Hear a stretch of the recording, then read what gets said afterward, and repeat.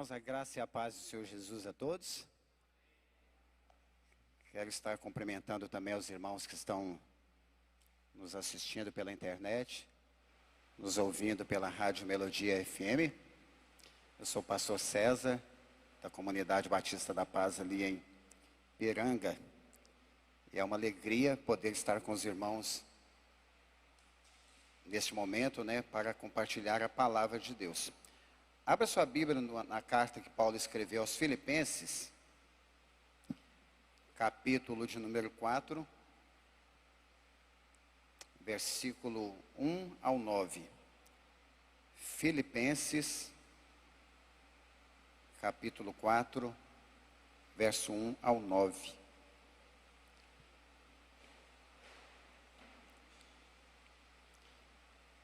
Diz assim a palavra de Deus. Portanto, meus irmãos, amados e muito saudosos, minha alegria e coroa, sim, amados, permanecei deste modo, firmes no Senhor. Rogo a Evódia e rogo a Sintique, pensem concordemente no Senhor. A ti, fiel companheiro de jugo, também peço que as auxilies, pois juntas se esforçaram comigo no Evangelho, também com Clemente e com os demais cooperadores meus, cujos nomes se encontram no livro da vida. Alegrai-vos sempre no Senhor. Outra vez digo, alegrai-vos. Seja a vossa moderação conhecida de todos os homens. Perto está o Senhor. Não andeis ansiosos de coisa alguma. Em tudo, porém, sejam conhecidas diante de Deus as vossas petições, pela oração e pela súplica com ações de graças. E a paz de Deus, que excede todo entendimento, guardará o vosso coração e a vossa mente em Cristo Jesus. Finalmente, irmãos, tudo que é verdadeiro, tudo que é respeitável, tudo que é justo, tudo que é puro, tudo que é amável, tudo que é de boa fama, se há alguma virtude, e se algum louvor existe, seja isso o que ocupe o vosso pensamento. O que também aprendestes e recebestes e ouvistes e vistes em mim, isto praticai, e o Deus da paz será convosco. Pai querido, nós queremos te louvar nesta manhã, te agradecer pela oportunidade, pelo privilégio de podermos estar na tua casa, de podermos estar compartilhando a tua palavra. Te louvo, ó Deus, pela vida de cada um dos teus filhos aqui presentes no templo, por aqueles, ó Deus, que estão nos assistindo ou nos ouvindo pela Rádio Melodia. Pai amado, que o Senhor possa falar aos nossos corações nesta manhã. O Senhor sabe a necessidade de cada um de nós. E nós te louvamos, ó Deus, sabemos que o Senhor está presente conosco, que o Senhor está presente em nós. Em nome de Jesus, amém e amém. Amém. Poder sentar, queridos.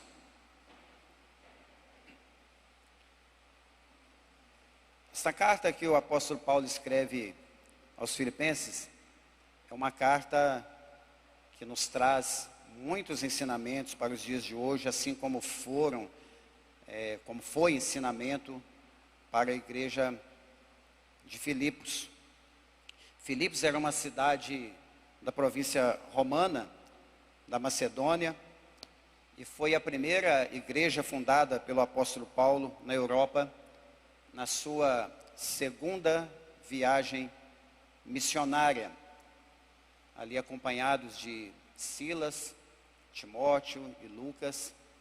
Nós podemos ver isso lá em Atos, capítulo 16, a partir do verso de número 12. E ali em Filipos, nessa ocasião, quando Paulo está pregando o Evangelho, pelo menos 3 situações marcantes, ou 3 grandes milagres foram realizados ali através desses missionários. O primeiro deles nós podemos ver lá no versículo 14, no versículo 15 de Atos 16, a conversão ali de Lídia, a vendedora de púrpura. Paulo chega para pregar o Evangelho, Em Filipos não tinha sinagogas, como era costume de Paulo, todo lugar que ele chegava ele ia às sinagogas. E ali, sendo uma província romana com poucos judeus, eles estavam reunidos à beira do rio, no local chamado local da oração, onde eles se reuniam. E Paulo, ele prega ali o evangelho, e a palavra de Deus nos diz em Atos 16, verso 14, que Deus abre o coração de Lídia para a pregação ali do evangelho, através da vida do apóstolo Paulo, e ela se converte com toda a sua família. O segundo evento importante ali em Filipos, a partir do verso 16, nós temos ali a situação em que Paulo também estava por vários dias, indo para o local da oração, e uma moça possessa de demônios, um espírito de adivinhação que a dominava, ela por vários dias ia atrás dos missionários, gritando que verdadeiramente eles eram homens de Deus e que estavam pregando o caminho da salvação. E Paulo, incomodado com essa situação, em um certo dia, ele expulsa o demônio desta moça, ela se torna liberta da escravidão, tanto do diabo, quanto dos senhores que ganhavam, dos homens que ganhavam dinheiro ali, através desse espírito de adivinhação que estava na vida dela. Esse foi o segundo grande milagre. E a partir daí, os homens revoltados com o apóstolo Paulo, com os missionários, eles pegam Paulo e Silas, levam para a praça e açoitam Paulo e Silas diversas vezes. Depois eles são levados para o cárcere, são presos no cárcere interior, onde eram presos os piores bandidos, os piores criminosos. E eles são levados ali, são colocados ali, e o carcereiro é colocado para vigiá-los. Eles são presos pelos pés em um tronco. E a Bíblia vai dizer lá que próximo da meia-noite, Paulo e Silas, machucados, feridos, com os pés amarrados em troncos, eles cantam louvores ao Senhor, eles oram em voz alta, porque os outros prisioneiros nas celas em volta, eles ouvem os cânticos, ouvem as orações que Paulo e Silas estavam fazendo ali naquela prisão. E próximo da meia-noite, Deus manda ali um grande terremoto, as portas se abrem, as algemas caem, e o carcereiro acorda do seu sono, e desesperado ao ver aquela situação, ele pega uma espada para se matar. Quando ele pega essa espada, o apóstolo Paulo grita: não faça isso, estamos todos aqui, ninguém havia fugido. E ele, ao pegar essa espada para se matar, ali na iminência de alguém ter fugido, pelo fato das prisões terem se aberto, ele sabia que a sentença dele seria a morte, caso alguém tivesse fugido. No entanto, ninguém fugiu, e ele, olhando para o apóstolo Paulo, se ajoelha aos pés de Paulo e faz uma pergunta: o que devo fazer para ter a salvação? O apóstolo Paulo, olhando para ele, vai dizer: olha, creia no Senhor Jesus Cristo, Atos 16, 31, e serás salvo, tu e a tua casa. E naquela mesma noite, o carcereiro, com toda a sua família, se converte. O apóstolo Paulo é levado para fora, em seguida para a casa do próprio carcereiro, onde eles cuidam das feridas deles ali, de Paulo e Silas, tratam deles, e eles vão assentar à mesa ali numa plena comunhão, apóstolo Paulo e Silas, mesmo com o carcereiro que estava o vigiando na prisão, e agora uma família de pessoas convertidas, salvas através do poder do evangelho que foi pregado ali por Paulo, Silas e os demais companheiros, sendo Lucas e Timóteo. Queridos, foi nesse contexto que nasce ali a igreja, a primeira igreja fundada pelo apóstolo Paulo, como eu mencionei no início, ali na Europa. E é interessante que essa colônia romana, ela foi conquistada no ano 356 por Filipe II, pai de Alexandre o Grande. Por isso ela traz o nome de Filipos. E Paulo, ainda nessa cidade, após eles reconhecerem que fizeram algo muito errado, porque Paulo tinha cidadania romana, Silas, juntamente com eles, não podia ter sido preso daquela forma, sem antes serem interrogados, consultados. E logo naquele dia, no outro dia pela manhã, eles foram orientados a sair da cidade, e eles vão então para Tessalônica, e lá também vão ser rejeitados pelos judeus. enfim, a igreja ficou plantada ali. E agora Paulo, escrevendo essa carta, cerca de 10 anos depois, por volta do ano 62, ele escreve esta carta aos irmãos de Filipos, e ele demonstra muita alegria. Inclusive essa carta ela é chamada de Carta da Alegria por muitos estudiosos, porque Paulo ele expressa uma grande alegria pelos irmãos ali de Filipos, por essa igreja, embora fosse ainda uma igreja jovem, com cerca de 10 anos, né, ele tinha muito amor por essa igreja.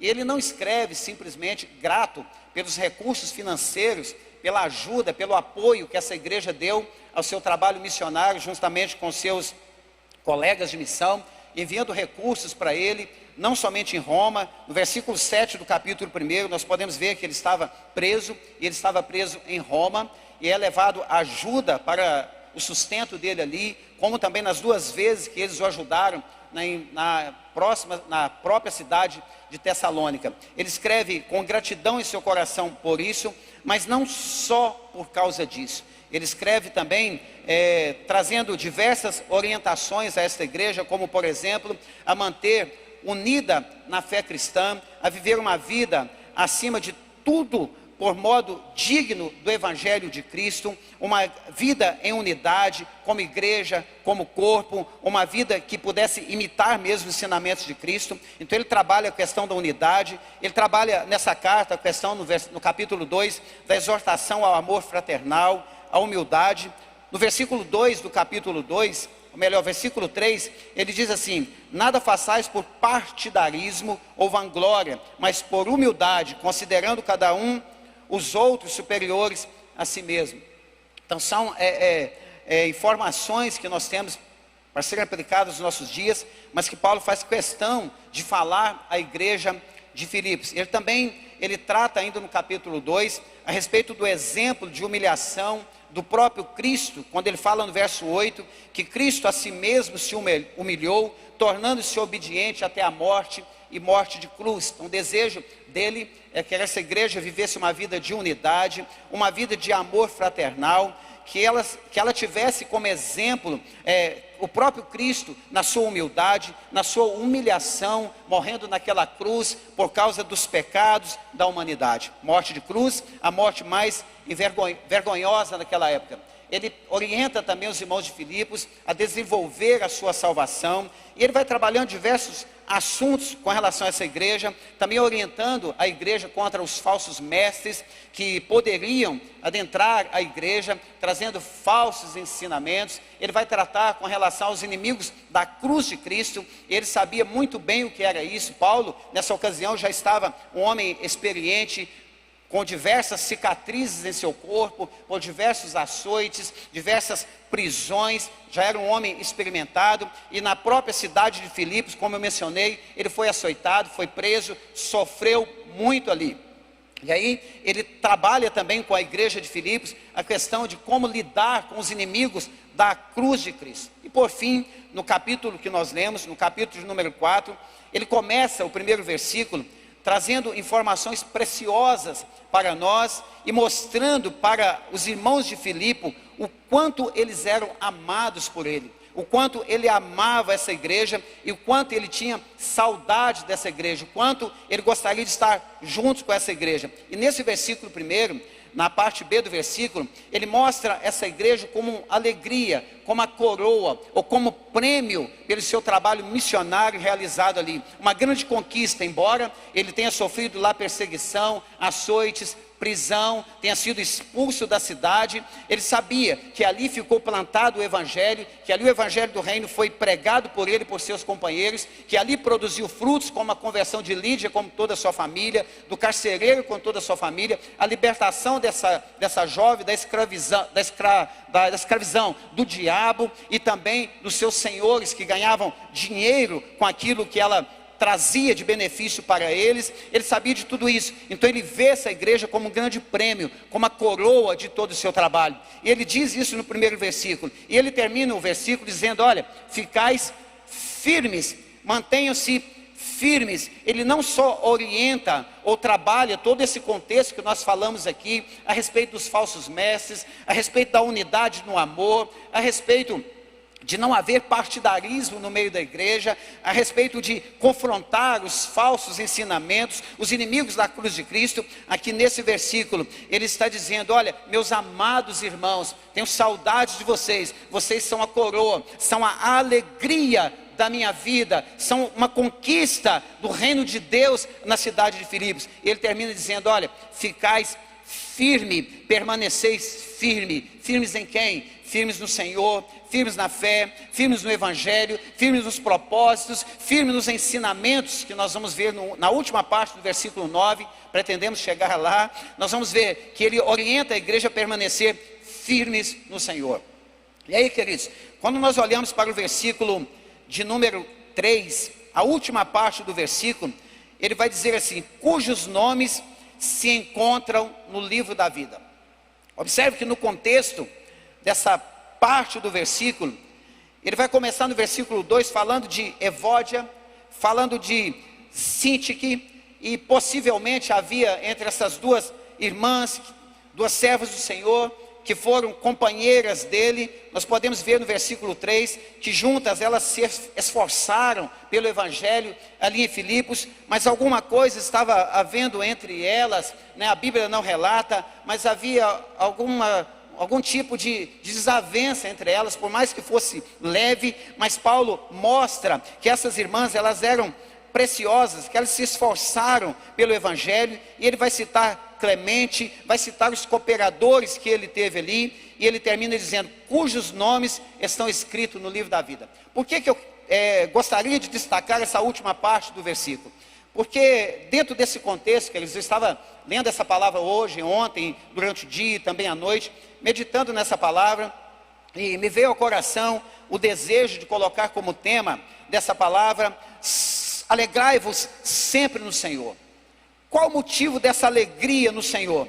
Que Paulo menciona no versículo 4. Alegrai-vos sempre no Senhor. Outra vez vos digo, alegrai-vos, regozijai-vos. Olha só, a última parte do versículo 3, nos mostra o motivo dessa alegria. Ter um nome escrito no livro da vida é a maior alegria do ser humano, daquele que se rende a Cristo, daquele que se rende ao poder do Evangelho, daquele que conhece a Cristo como Filho de Deus, o reconhece como único Salvador pessoal, aquele que olha para a cruz de Cristo e entende aquele sacrifício do Filho de Deus, inocente, sem pecado, derramando ali até a última gota de sangue por causa do pecado de toda a humanidade. E aí ele entende que, tendo esse nome escrito no livro da vida, esse é o motivo da alegria. Paulo sabia que essa igreja já estava enfrentando problemas, dificuldades, e que enfrentaria ainda diversos problemas, porque no primeiro século, todos nós sabemos os problemas que a igreja enfrentou, as dificuldades com os romanos, com os próprios judeus, em não aceitarem o Evangelho de Cristo, não aceitarem a pregação do Evangelho, e foram diversas situações que Paulo viveu e enfrentou, e a igreja enfrentou. E essa igreja, embora nova, já havia assistido o que Paulo sofreu em Filipos, já estava sofrendo a situação com os falsos ensinamentos, com os falsos mestres, com os inimigos da cruz de Cristo. E Paulo aqui está apresentando os seus cooperadores, aqueles que os auxiliaram ali no Evangelho, que esforçaram com ele, e ele está dizendo: olha, cujos nomes estão escritos no livro da vida. Ele está mostrando essas pessoas como preciosas para Deus, e mostrando o motivo da alegria na primeira parte do versículo 4. Alegrai-vos no Senhor, regozijai-vos sempre no Senhor, alegrai-vos no Senhor. E aí, queridos, diante desses primeiros 3, 4 versículos que nós citamos, nós entendemos que estamos vivendo tempos difíceis, tempos atribulados, tempos de partidarismo, tempos de tantas coisas entrando no seio da igreja, embora sejam pequenas e pareçam tão insignificantes, mas são coisas que vão crescendo, vão ganhando forma. E se nós não atentarmos para isso, falo igreja no contexto geral, se nós não atentarmos para isso e não confrontarmos essas situações, queridos, isso vai apagando o brilho, isso vai causando separação, vai causando divisão. E pode acontecer dessa alegria, desse alegrai-vos sempre, que deve estar na cruz de Cristo, no sacrifício de Cristo, no Evangelho que foi pregado a nós, que chegou até nós, pode-se correr um risco de desviar-se a atenção e começarmos a atentar para as coisas dessa vida, e essa alegria pode ficar de certa forma sufocada. A palavra de Deus para nós nessa manhã, para você que está aqui no templo, para você que está nos ouvindo ou assistindo: alegrai-vos no Senhor, regozijai-vos no Senhor. E nós cremos, queridos, que além de nós termos a certeza da nossa salvação, nós vamos ter aqui dentro dos textos seguintes receitas, informação, para que nós possamos nos aproximar mais ainda de Deus, nesse contexto tão difícil que nós vivemos. O motivo da nossa alegria é ter o nosso nome escrito no livro da vida. Jesus, em Lucas capítulo 10, quando Jesus envia ali os 70 discípulos na missão, e quando eles voltam dessa missão, eles voltam alegres, eles voltam felizes, porque os demônios se submetiam a eles. Quando eles citavam o nome de Cristo, os demônios se submetiam, e eles falam: mestre, os demônios se submetem a nós quando falamos o seu nome. E Jesus olha para eles e vai dizer assim: olha, eu vi Satanás cair do céu como relâmpago. Como relâmpago. Eu dei a vocês poder para pisar serpentes, escorpiões, e nada disso fará dano a vocês. Mas alegrai-vos antes por ter o vosso nome arrolado no céu, por ter o vosso nome escrito no livro da vida. Jesus também mostra que o motivo da alegria, tanto de 70, quanto da igreja de Filipos, que Paulo escreve, tanto para nós hoje, o motivo da nossa alegria, queridos, é ter o nosso nome escrito no céu, é ter a nossa salvação garantida em Cristo Jesus, é crer que um dia nós iremos para lá. Se Ele voltar, estivermos vivos, seremos arrebatados. Se estivermos mortos, ressuscitaremos primeiro, como Paulo fala em 1 Tessalonicenses, no capítulo 4, a partir do verso 13. Ressuscitaremos primeiro aqueles que morreram em Cristo, e juntos, reunidos, subiremos, estaremos com o Senhor para sempre na glória. A nossa alegria é ter o nosso nome escrito no céu. Mas Paulo, queridos, ele continua no versículo 5, dizendo o seguinte: seja a vossa moderação conhecida de todos os homens, perto está o Senhor. O Senhor está perto de mim e perto de você. O Senhor não nos desampara. Versículo 6, ele diz assim: olha, não andeis ansiosos de coisa alguma. Jesus, ele vai citar a questão da ansiedade lá em Mateus capítulo 6, verso 25. Ele vai falar com os discípulos: olha, não ficais ansiosos com o que vocês, o que há vez de comer, ou de beber, ou de vestir. Olhe para as aves do céu, não semeiam, não colhem, não ajuntem em celeiro. E vosso Pai cuida tão bem delas, não vai cuidar de vocês? E Paulo escreve aqui, justamente trabalhando a questão da ansiedade, dizendo: olha, vocês não precisam ficar ansiosos. E qual a maneira de confrontar essa ansiedade? Faça conhecida diante de Deus os vossos pedidos, com oração, com súplica. Leve diante de Deus a situação que vocês estão vivendo. Jesus, em Mateus capítulo 6, verso 6, ele falando da oração, ele vai dizer: olha, entre para o vosso quarto, feche a porta, que o vosso Pai que está em secreto, Ele vai te ouvir em secreto e vai te recompensar. Há uma orientação bíblica, queridos, para nós. Essa ansiedade que Paulo, ou não andeis ansiosos, que Paulo fala à igreja de Filipos, talvez seja todo o contexto que ele menciona na carta, e que eles estavam vivendo naquela época, a mente sendo bombardeada, com falsos ensinamentos, com pessoas contrárias ao Evangelho, não aceitando que o Evangelho espalhasse ali naquela colônia romana. O próprio Paulo, como mencionei, foi rejeitado com seus companheiros lá.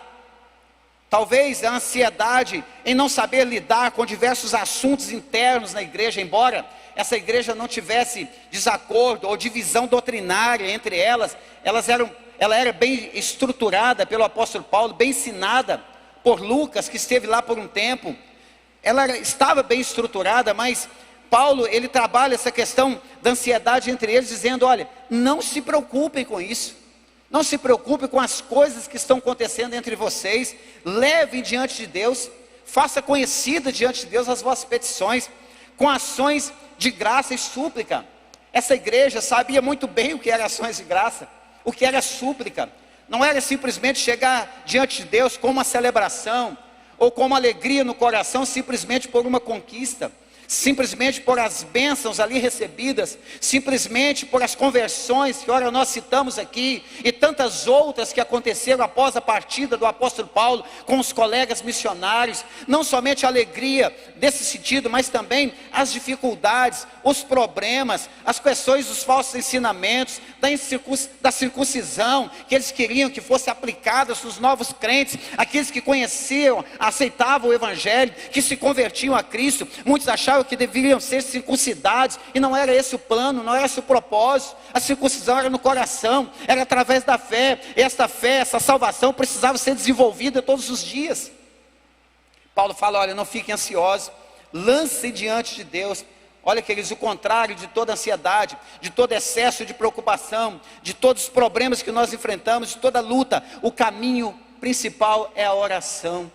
Orarmos a Deus, colocar diante dele as nossas situações. Olha, nunca vivemos uma época de pessoas tão ansiosas. O Brasil continua sendo o país mais ansioso do mundo. Tanta ansiedade e tantos problemas estão surgindo a cada dia no seio das famílias, nas igrejas e em todas as situações na humanidade, tantas crises e tantas pessoas ansiosas, em desespero, cometendo suicídio, que tem aumentado o número a cada dia. E Paulo está trazendo uma orientação para a igreja de Filipos e para nós hoje também: não fiquem ansiosos, alegrai-vos no Senhor, se alegrem no Senhor, regozijem no Senhor, olhem para o Senhor. Qual o motivo da minha alegria e da sua alegria, querido? Qual o motivo da nossa alegria? Qual o motivo de estarmos hoje aqui nessa manhã? Por que que nós estamos aqui? Nós sabemos que Deus, Ele tem realmente cuidado de nós. E olha, o pecado entrou na humanidade, lá em Gênesis 3, os irmãos bem conhecem, por causa da desobediência ali de Adão e Eva, o pecado entrou e desde então vem fazendo diversos estragos na humanidade. Eu tenho um texto que eu gosto muito, está em Números, capítulo 21, verso 9, quando Deus enviou Moisés para tirar o povo lá do Egito, e Deus tira o povo de lá, porque ouviu a oração do povo, o clamor do povo, viu a aflição deles, tira esse povo de lá, e Deus começa a usar Moisés para conduzir esse povo no deserto, rumo à terra de Canaã, a terra prometida. E lá em Números capítulo 29, capítulo 21, melhor dizendo, e versículo 9, a Bíblia vai dizer que esse povo, eles começam a reclamar com Moisés, reclamar com Deus, dizendo: olha, não tem comida nesse deserto, não tem água nesse deserto, e essa comida que vem do céu, esse maná, estamos enjoados desse maná. Olha, queridos, Deus estava cuidando desse povo durante todo aquele tempo. Eles já estavam no finalzinho da caminhada, prestes já chegar em Jericó, onde Josué assumiria a condução do povo e conquistaria a terra de Canaã, entregando as terras, dividindo as terras para as tribos de Israel, como Deus havia prometido. E eles reclamam, murmuram, e a Bíblia diz que Deus enviou serpentes abrasadoras no meio do arraial dos israelitas, no meio do povo israelitas, e essas serpentes começaram a picar as pessoas, e à medida que iam picando as pessoas, elas iam morrendo. Eram serpentes abrasadoras, venenosas, e elas morriam. E aí, quando começa a acontecer essa situação, o que o povo faz? O povo vai a Moisés, o povo se arrepende, se humilha e fala: Moisés, ora ao Senhor, leva diante do Senhor as nossas petições, fale para Ele o que está acontecendo. E Moisés faz isso, ele fala com o Senhor, fala com Deus. Deus fala para Moisés: Moisés, faz uma serpente de bronze, coloca numa haste, coloca no meio, e todo aquele que for picado por essa serpente, ao olhar para esta haste, para essa serpente de bronze, viverá. Será anulado o poder do veneno. Observe, queridos, esse povo murmurou contra Moisés, contra Deus, reclamou do que não tinha no deserto e reclamou do que Deus estava enviando. Eles mesmos foram os culpados da morte, chegar no meio dos israelitas através da serpente venenosa. Mas Deus, na sua infinita misericórdia, atende a oração e dá essa orientação para Moisés, ele obedece, e aí esse problema é resolvido ali. Observe que Deus não expulsa a serpente, Deus não repreende a serpente, Deus não cura os israelitas, mas era para aquele que olhasse para a serpente de bronze na haste. Era para quem atentasse para aquela serpente, olhasse para a serpente. Essa serpente já apontava para o sacrifício de Cristo lá na cruz. Em João capítulo 3, versículo 14, quando Jesus está ali naquela conversa com Nicodemos, um membro do Sinédrio, ele se interessado em saber como conhecer Jesus, como nascer de novo, como ser um crente. Jesus vai olhar para ele e vai dizer assim: olha, assim como Moisés levantou a serpente no deserto, importa que o Filho do Homem seja também levantado, e todo aquele que para ele olhar terá vida. Queridos, todo aquele que olha para Cristo, todo aquele que se submete a Cristo, todo aquele que entende que somente através de Cristo pode obter a salvação, o perdão dos pecados, esse pode dizer: eu me alegro no Senhor, eu me alegro na minha salvação, que vem do Senhor. Esse entende que não precisa ou não deve andar ansioso com coisa alguma dessa vida. Mas pastor, como não ficar ansioso? Estamos falando, querido, de algo profundo. Estamos falando daquela preocupação comum que vem a nós, principalmente gente que é pai de família, a gente se preocupa, mas está falando de um ponto de ansiedade a qual pode até nos afastar de Deus, começarmos a olhar somente para as coisas ruins da vida. E eu quero te dizer nessa manhã, para alegrar o seu coração e o meu, que se alegra com essa palavra, o bem é a maioria, queridos. As bênçãos da nossa vida são muito maiores, muito maiores. E muitas das vezes, assim como Israel no Egito começou a olhar para as coisas ruins que estavam acontecendo ali, nós somos tentados a olhar para as coisas ruins que estão acontecendo. Olha para você hoje aqui, você é abençoado, meu irmão. Você está na casa de Deus com liberdade para gritar, para aplaudir, para dar aleluia. Eu com a oportunidade de usar esse microfone, de tocar um instrumento. Não são todos nesse mundo afora que têm essa oportunidade. Nós somos livres primeiramente da condenação da morte, do inferno. Nós estamos debaixo do jugo do pecado. Somos livres porque Cristo nos libertou. Nós temos todos os motivos de sobra para nessa manhã nos alegrarmos no Senhor, termos nossa vida alegre no Senhor, porque temos o nosso nome escrito no livro da vida. Não precisamos viver uma vida ansiosa, preocupadas demais, mas nós podemos levar diante de Deus as nossas orações, as nossas súplicas com ação de graça a esse Deus. E o versículo 7, ele vai dizer: e a paz de Deus, que excede todo entendimento, guardará o vosso coração e a vossa mente em Cristo Jesus. Entenda, queridos, que existem algumas coisas que nós precisamos fazer. Nós precisamos fazer. Somos nós que precisamos orar. Somos nós que precisamos levar as nossas petições diante de Deus. Nós precisamos buscar essa alegria que já está em nosso coração. Nós precisamos achegar-nos diante de Deus, para que esse Deus Todo-Poderoso, de paz, guarde mesmo nosso coração e a nossa mente em Cristo. E já caminhando para o final, o versículo 8 e o versículo 9, o apóstolo Paulo vai estar orientando a igreja ali em Filipos, onde deveria estar a mente desse povo, no que eles deveriam pensar, o que realmente que eles deveriam gastar tempo. E Paulo traz uma lista de diversas situações, e ele começa dizendo: olha, tudo que é verdadeiro, está no versículo 8, tudo que é respeitável, tudo que é justo, tudo que é de boa fama, se alguma virtude há, e se algum louvor existe, seja isso o que ocupa a vossa mente. Assim como em Filipos, queridos, essa igreja estava, os irmãos ali estavam sendo bombardeados pelos falsos mestres, pelos contrários à cruz de Cristo, contrários aos evangelhos, e talvez até problemas internos mesmo. Ele orienta esta igreja a não focar somente nisso, mas encher a mente com aquilo que é bom, com as bênçãos de Deus, aquilo que é justo, que é agradável, aquilo que é perfeito, a focar nos planos de Deus.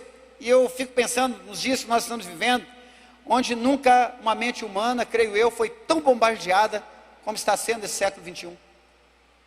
São informações de tudo quanto é tipo, de tudo quanto é lado que você imaginar.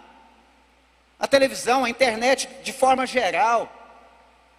A mente humana, cada dia, ela é bombardeada com uma informação nova, e quando você pensa assim, agora vai melhorar, vem uma coisa ruim, e a tendência é que eles mostrem cada vez mais coisas ruins, as coisas boas que estão acontecendo. Eles não gostam muito de mostrar, até porque isso não dá ibope, não dá lucro. E com isso, queridos, a mente humana, ela vai sendo bombardeada todos os dias com coisas ruins. E o servo de Deus, aquele que já confessou a Cristo como Salvador, Paulo está dando uma direção, mostrando no que nós devemos pensar. Tem alguma coisa boa acontecendo na sua vida hoje? Tem alguém que tem alguma coisa boa acontecendo? Pense nisso. Aconteceu alguma coisa boa na sua vida ontem, anteontem? Pense nisso. Traga à memória aquilo que te traz esperança. Pensem nos bons pensamentos de Deus para a sua vida. Jeremias capítulo 29, verso 11. Olha, eu sei o pensamento que eu tenho sobre vocês, são pensamentos de paz, para que vocês prosperem, que vocês tenham um fim, que esperam.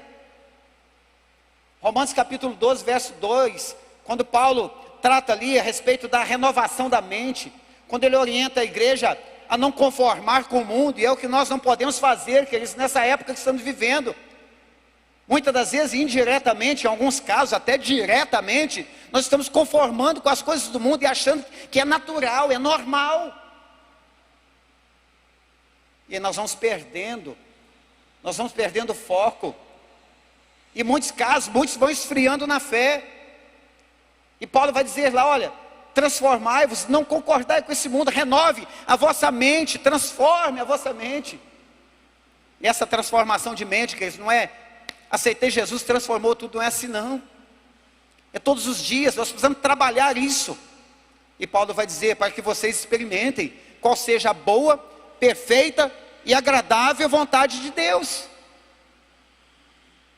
Hebreus capítulo 12, verso 2, o escritor aos Hebreus vai estar nos orientando a olharmos firmemente para Cristo. Olha, foque a sua mente, ocupe a sua mente, olhe para Cristo, que é o autor e o consumador da vossa fé. Aquele que começou a boa obra em mim e você, queridos, há de concluir. Mas nós precisamos ser escolha, nós podemos escolher, queridos, o que nós vamos trazer de alimento para a nossa mente, para o nosso corpo. Se nós alimentarmos de coisas ruins, de coisas más, de informações ruins, como eu mencionei, na mídia, na televisão, na internet de forma geral, se formos alimentando a nossa mente com isso, com essas coisas, como nós podemos experimentar a boa, perfeita e agradável vontade de Deus? Como nós podemos entender o que Deus está falando conosco todos os dias? Como nós vamos poder ter discernimento das coisas espirituais, se a nossa mente estiver ocupada demais com coisas dessa vida? Nós não podemos, queridos, como Paulo mesmo orienta, nós não devemos nos atentarmos para as coisas dessa vida, que são temporais, são passageiras. Devemos olhar para as coisas eternas. Aleluia. Nós não juntamos nada de tesouro nessa terra, juntamos no céu. Como que nós podemos, queridos, experimentar essa boa, perfeita e agradável vontade de Deus, se a nossa mente estiver ocupada com coisas ruins? E ele dá essa orientação. Olha, pensa nas coisas boas. Nós estamos vencendo, queridos, o ano de 2020. Estamos aí hoje, são 13, né? 13 de dezembro. Praticamente no meio de dezembro já. O ano se foi, podemos dizer já assim. Esse ano de 2020 ficará marcado, como muitos têm falado, e verdade. E para muitos com muitas coisas realmente negativas, perdas, tristezas profundas, ansiedade e tantas outras coisas. Mas olha você aqui, queridos, nós podemos dizer que nós já vencemos 2020. Estamos de pé porque o Senhor tem nos sustentado, o Senhor tem nos guardado, o Senhor tem sido conosco. E a orientação de Paulo para a igreja de Filipe não é diferente para hoje. Ocupe a sua mente, queridos, com coisas boas.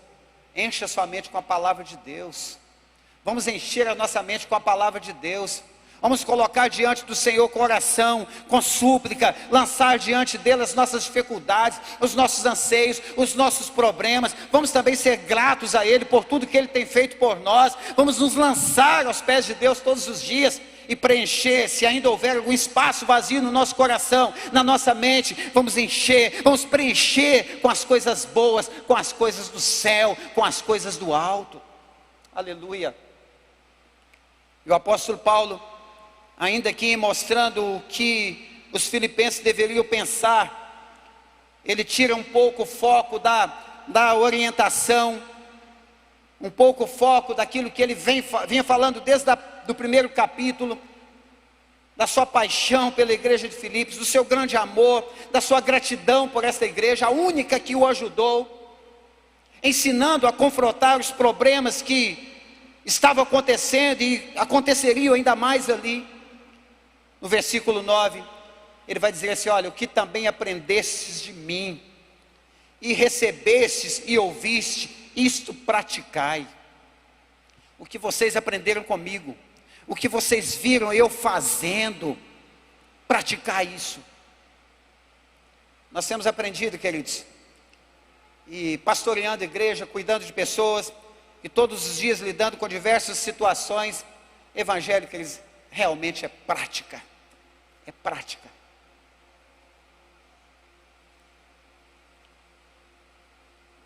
Nós temos vivido uma época de muitos conhecedores da Bíblia, muitos estudiosos, muitos teólogos, muitos pregadores,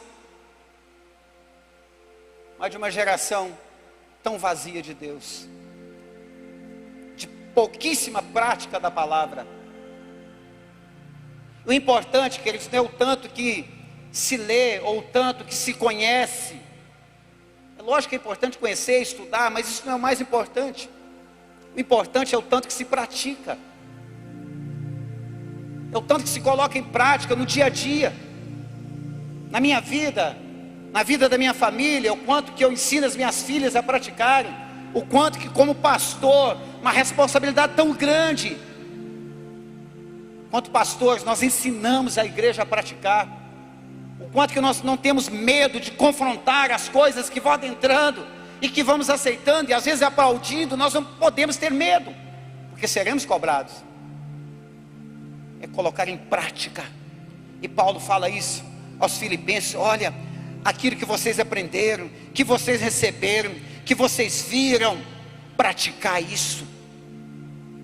E nós fazendo tudo isso, queridos, focando a nossa mente nas coisas do alto, nas coisas de Deus, nas coisas boas, alimentando a nossa mente, o nosso coração, a nossa alma com as coisas de Deus, praticando a palavra de Deus. Paulo termina o versículo 9 dizendo assim: e o Deus de paz será convosco. O que nós podemos entender? Se nós ocuparmos a nossa mente com coisas dessa vida, coisas terrenas, coisas passageiras, coisas más, coisas ruins, se nós permitirmos esse bombardeio de informação e a nossa mente for passiva, for aceitando tudo isso, assimilando tudo isso, nos matando a nós mesmos, como que nós podemos ter esse Deus de paz em nós? Como nós poderemos viver essa paz em nosso coração? Eu quero terminar essa pequena reflexão com os irmãos, essa palavra, com o versículo 4. Alegrai-vos no Senhor, irmãos. Regozijai-vos sempre no Senhor. A nossa esperança se chama Jesus Cristo de Nazaré. Não é como o mundo diz, a esperança é a última que morre. Não. Jesus Cristo, Ele morreu sim. E diga-se de passagem, foram 3 cruzes colocadas lá no alto do Gólgota. O Filho de Deus no meio, inocente, como cordeiro puro, imaculado, sendo sacrificado por causa do pecado de toda a humanidade. O castigo que nos trouxe a paz, como Isaías fala, estava sobre ele. Mas havia mais 2 homens que muitas das vezes não prestamos atenção, um à esquerda e outro à direita, 2 malfeitores. Um dizia: se você é o Filho de Deus, desce da cruz zombava de Cristo. O outro olha e diz assim: olha, nós merecemos estar aqui porque somos pecadores. Ele não, ele é inocente. E ele olha para Jesus e fala: lembra de mim quando entrares no seu reino. E Jesus olha para ele: hoje mesmo estarás comigo no paraíso. Nós temos ali, queridos, um retrato da humanidade hoje. Um homem que morreu no pecado, rejeitou a cruz de Cristo, rejeitou a salvação que estava do lado dele,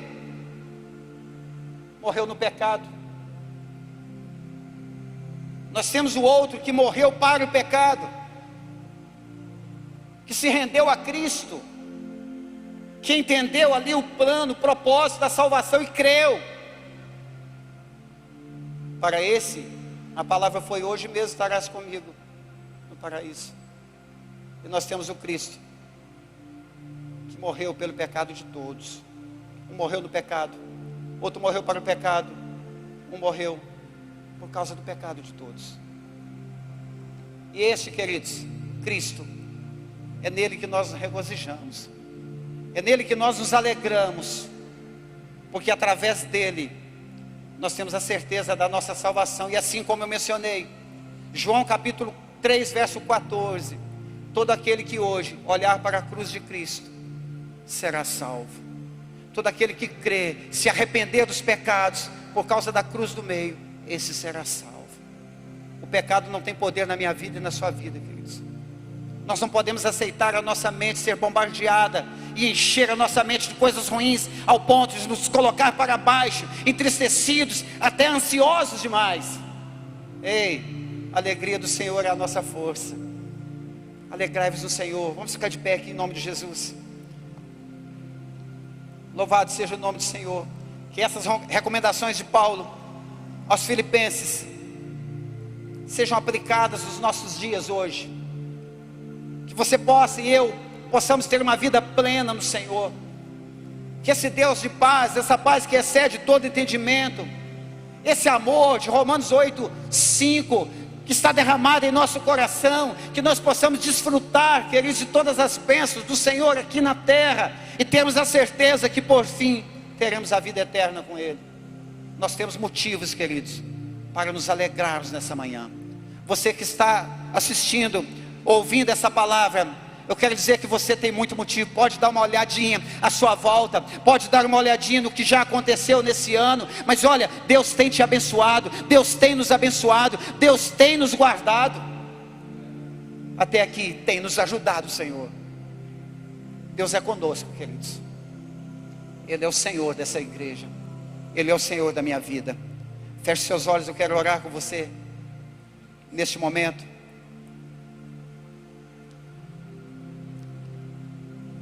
Nós vamos orar e logo após, ou melhor, vamos orar e também orar por alguns pedidos de oração que está aqui. Feche os seus olhos no seu lugar, queridos. Eu louvo a Deus pela vida dos irmãos, louvo a Deus por essa oportunidade.